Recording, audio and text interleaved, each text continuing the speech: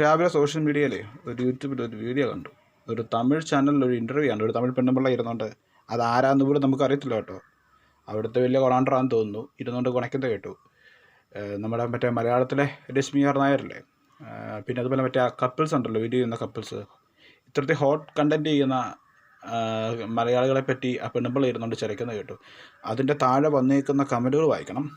ആ കമൻറ്റുകൾ കണ്ടാൽ തോന്നുന്നു കേരളം മൊത്തം എല്ലാവരും ഇതാ പരിപാടി ഇന്ന്. പൊതുവേ ഈ തമിഴ്നാട്ടിലെ ഒരു വിഭാഗം ജനങ്ങൾക്ക് മലയാളികളോട് ഒരു ചൊറിച്ചിലുണ്ട്. അത് പേഴ്സണലായിട്ട് എനിക്ക് അറിയാവുന്ന, കാരണം ഞാൻ ഒരു വർഷം ജോലി ചെയ്തു തമിഴ്നാട്ടിലാണ്. ഈ കരിമ്പാറ പാണ്ടി മോന്മാർക്കൊരു ധാരണയുണ്ട്. ഞാൻ എല്ലാം മലയാളി കേട്ടോണ്ടിരുന്നുള്ളൂ, നടക്കുകയല്ല കേട്ടോ. അതൊന്നും കേട്ടോണ്ടിരിക്കാൻ പറ്റുന്ന കാര്യങ്ങളല്ല.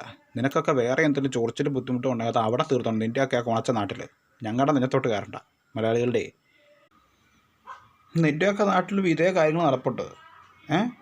അത് ഒളിച്ചും പാത്തും നടത്തുന്നില്ലെന്നല്ല.